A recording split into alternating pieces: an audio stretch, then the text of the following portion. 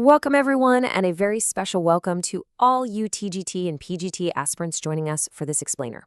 Look, as an English lit professor and someone who has actually been on the examiner side of the table for years, I can tell you right now, Mark Twain is an absolute cornerstone of your syllabus. You literally cannot skip him.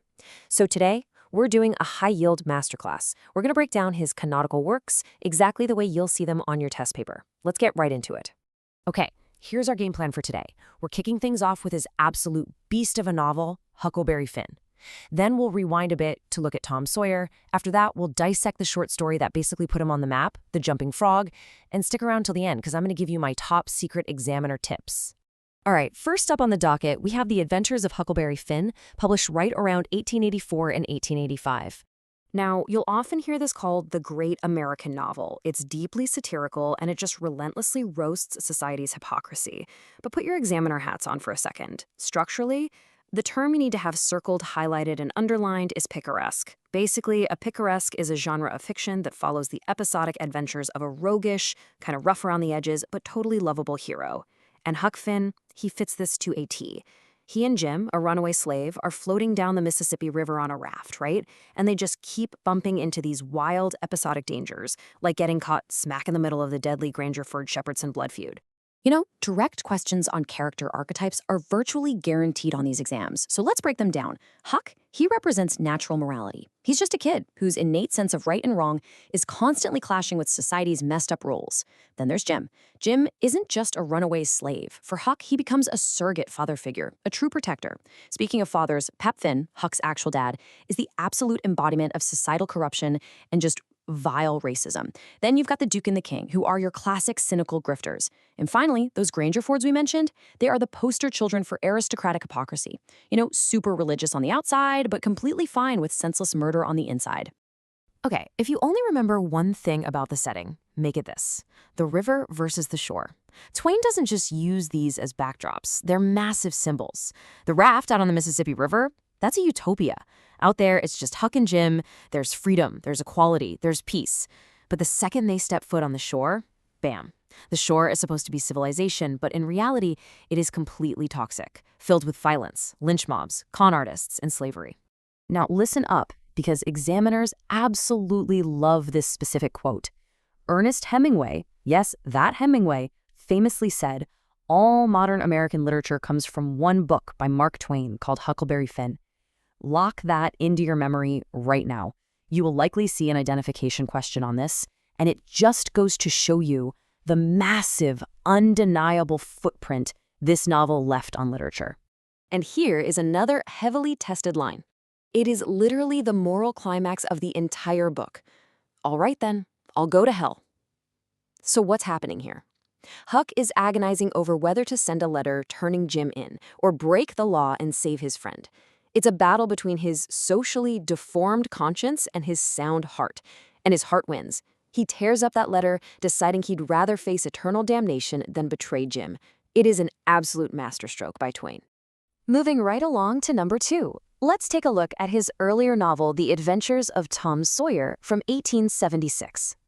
So we're taking a step back in time here. This one is set in the fictional town of St. Petersburg, and honestly, it's a much lighter, more nostalgic take on American boyhood.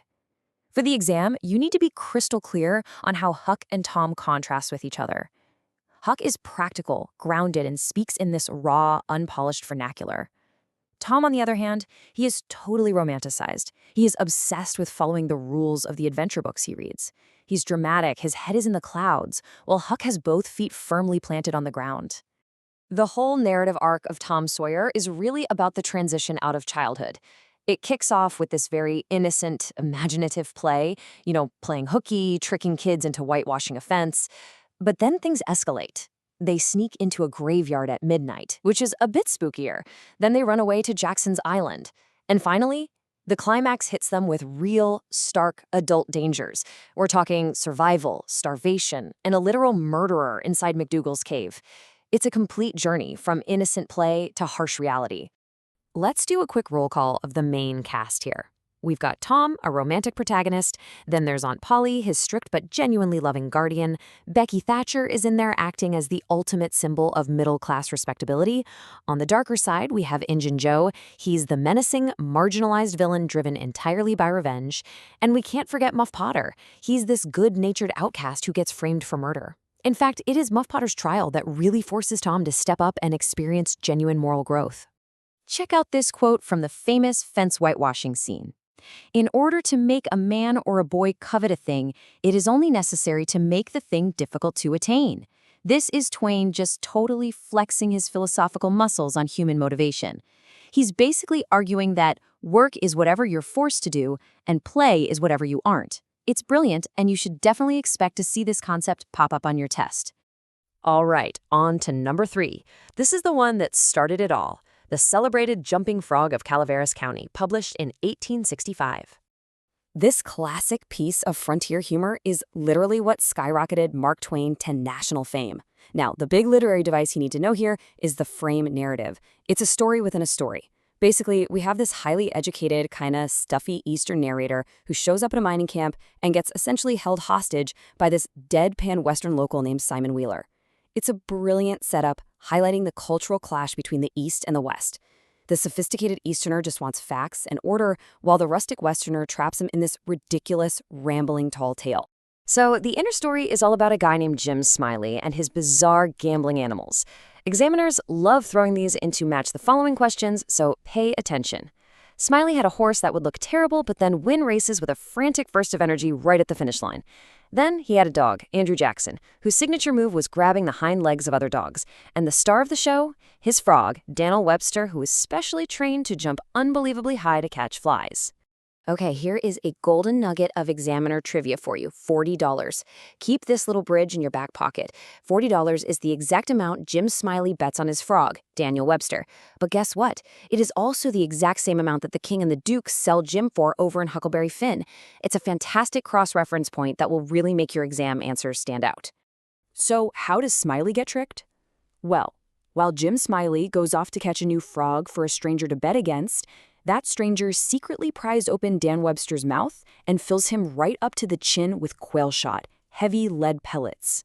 When the race finally starts, Dan Webster is so heavy he literally cannot get off the ground. So Jim, a guy whose entire identity is built on outsmarting people, gets ironically outwitted by some unassuming stranger.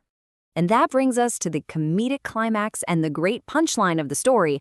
I don't see no pins about that frog that's any better than any other frog. The stranger drops this line, pockets the $40, and just walks off. This is where Twain's mastery really shines. He proves that American humor is all about the delivery. Simon Wheeler is telling this completely unhinged tall tale, but he's doing it with a totally straight, deadpan face. Finally, we are at number 4, final examiner tips.